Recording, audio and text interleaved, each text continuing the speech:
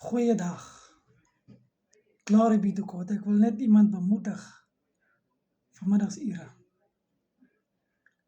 met die storie van Job. Toe Job op die ashoop gesit het. Glory be to God. Nou ek wil vir iemand vanmiddagsure sê, daar is hoop op die ashoop. Hoor jy wat ek sê?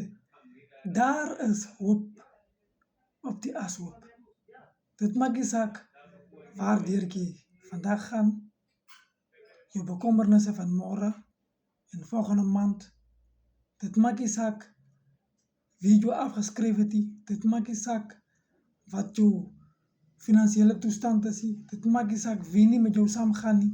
Dit maak nie saak wat jy ook al deurmaak nie. Ek wil net vir jou bemoedig vandagsure.